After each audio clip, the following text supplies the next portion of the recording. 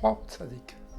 Croire, avoir confiance, croire c'est la foi, croire au tzaddik, en le tzaddik, pour qu'il me permette d'avancer, qu'il me permette de me rapprocher plus vite d'Hachem, plus vite que si je n'avais pas le tzaddik, plus vite que si je n'avais pas ce grand sage qui va me donner les directives, qui va me donner les conseils qui s'appliquent à moi pour me faire avancer à grandes enjambées vers Hachem.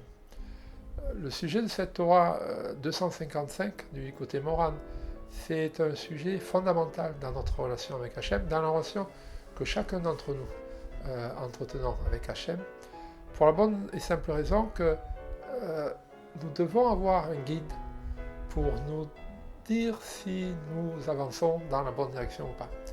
En étudiant seul, même si Baruch Hashem, à notre génération, nous avons plein de livres pour des prix très bas en général, et nous pouvons passer notre vie entière à étudier en lisant les livres essentiels de la Torah, sans avoir besoin de quelqu'un pour nous dire quoi que ce soit. On a des traductions, on a des explications, des commentaires, et on pourrait étudier tout seul. Le tzaddik, ramené à une dimension un peu plus proche de nous, c'est le rabbin de mon quartier, le rabbin de ma ville, un grand rabbin d'un pays.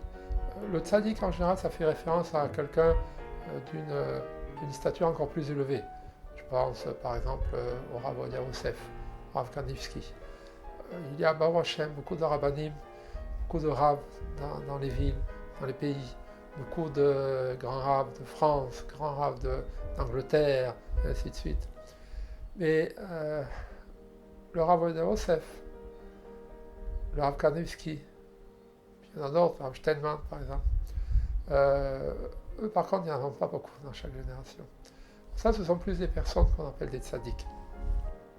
Je dois croire en le tzaddik parce que je ne suis pas à la hauteur de comprendre tout ce qu'il va me dire.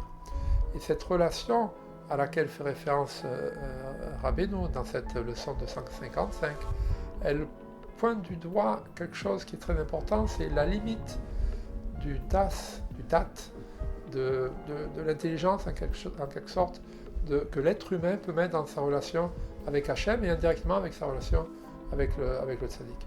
Le tzaddik, il n'a d'intérêt pour moi que s'il me rapproche d'Hachem. Si le tzaddik est intéressé à se remplir les poches, à agrandir sa réputation, à ce qu'on lui donne les honneurs, alors il faut que je prie pour que je m'éloigne et que je ne rencontre pas idéalement même ce genre de personne. Mais il est certain qu'une personne comme ça ne m'intéresse pas. Le tzaddik, c'est celui qui me permet une seule chose, c'est de me rapprocher d'Hachem. Il n'est pas intéressé à lui-même, il n'est pas intéressé à me rapprocher de lui, il n'est pas intéressé par mon argent, il n'est pas intéressé par les honneurs que je lui donne, au contraire, ça peut même des fois l'énerver. Le tzaddik véritable, tzaddik amiti, c'est celui qui me rapproche d'Hachem. Et j'ai besoin du tzaddik parce qu'il y a des fois où je ne sais pas quoi faire, il y a des fois où je ne comprends pas ce que Hachem veut de moi, et il y a des fois où, pour me faire élever spirituellement, pour m'élever spirituellement, alors le tzaddik va me donner des notions, va me faire apprendre des notions que je ne comprends pas parce que je ne suis pas encore au niveau. Vous savez, c'est un petit peu comme un élève de 5e qui rentre en 4e, un élève de licence qui fait une maîtrise. On commence une année, on est face à des notions qu'on ne comprend pas, qu'on ne connaît pas, et donc il faut faire confiance au professeur. Le tzaddik, c'est mon professeur en spiritualité, et donc il est normal que j'ai confiance en lui, j'ai foi en lui. J'ai la émouna en le tzaddik. Mais Rabbeinu dit quelque chose d'important, c'est que même s'il faut laisser mon intelligence de côté et croire en ce tzaddik, il faut quand même que j'utilise une partie de mon intelligence, ou en tout cas que je ne laisse pas complètement en dehors de ma relation avec le tzaddik. Pour deux raisons très simples, c'est que le tzaddik, même s'il est très grand, il est quand même qu'un être humain, donc il peut se tromper. Et aussi pour la raison à laquelle je fais référence, c'est que je peux, sans le savoir, suivre un tzaddik qui n'est pas un tzaddik, qui est une personne qui est intéressée par mon argent ou par sa propre réputation, et donc il ne va pas me rapprocher d'Hachem. Donc il faut quand même que mon intelligence soit là pour qu'elle m'éclaire et me dise « Oh, là, pourquoi il m'a dit ça ? pourquoi il me demande de faire ça? Et là, ça va interpeller ma raison. Donc il faut que ma raison, mon date, mon CRL, mon intellect, soit présent dans ma relation avec le tzaddik. Mais ça, en général, on n'a pas de problème à le comprendre. Mais il faut surtout comprendre, par contre, qu'il existe beaucoup de cas où je vais laisser mon intelligence sciemment, volontairement, en dehors de ma relation avec le tzaddik. Je vais le suivre les yeux fermés. J'enregistre cette vidéo la semaine de la paracha Shoftim. Je lis le verset qui est dans le paracha. Hachem, Moshe Rabbeinu dit au peuple d'Israël, en parlant des sages donc, que nous devons suivre, en parlant des rabbanim que nous devons suivre, Moshe dit, selon la règle qu'ils t'indiqueront, tu procéderas, ne t'écarte pas de ce qu'ils te diront, ni à droite ni à gauche. Donc c'est clair, je dois suivre ce qu'ils me disent. Le commentaire de Rashi est encore plus puissant. Rashi dit, même s'ils te disent que la droite est la gauche, et que la gauche est la droite, tu dois les écouter. Rashi n'est pas intéressé par la politique. Il est intéressé que par une chose, ce que veut Hachem. Rashi met là l'accent sur le fait qu'il y a des fois, effectivement, si mon tzaddik, si mon grand rave me dit le contraire de ce qu'il me semblerait logique qu'il me dise, alors je vais quand même le suivre.